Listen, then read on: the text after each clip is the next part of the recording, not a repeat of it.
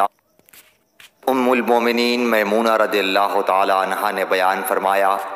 کہ میں نے نبی اکرم صلی اللہ علیہ وسلم کے لیے غسل کا پانی رکھا تو پہلے آپ نے پانی کو دائیں ہاتھ سے بائیں پر گرایا،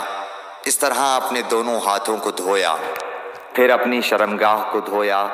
پھر اپنے ہاتھ کو زمین پر رگڑ کر اسے مٹی سے ملا اور دھویا، پھر کلی کی اور ناک میں پانی ڈالا، پھر اپنے چہرے کو دھویا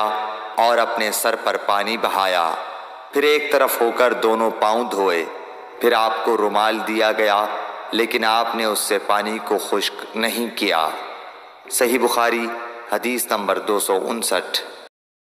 حضرت میمونہ رضی اللہ تعالی عنہا نبی کریم صلی اللہ علیہ وسلم کی زوجہ مطہرہ نے بتلایا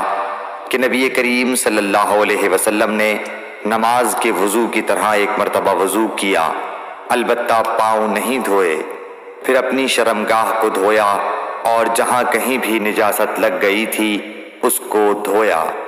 پھر اپنے اوپر پانی بہا لیا، پھر پہلی جگہ سے ہٹ کر اپنے دونوں پاؤں کو دھویا۔ آپ کا غسل جنابت اسی طرح ہوا کرتا تھا۔ صحیح بخاری حدیث نمبر 249۔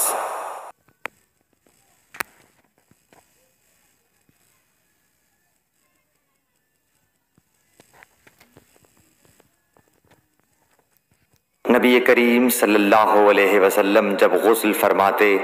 تو آپ پہلے اپنے دونوں ہاتھ دھوتے، پھر اسی طرح وضو کرتے جیسا نماز کے لیے آپ وضو کیا کرتے تھے، پھر پانی میں اپنی انگلیاں داخل فرماتے اور ان سے بالوں کی جڑوں کا خلال کرتے، پھر اپنے ہاتھوں سے 3 چلو سر پر ڈالتے، پھر تمام بدن پر پانی بہا لیتے۔ صحیح بخاری حدیث نمبر 248۔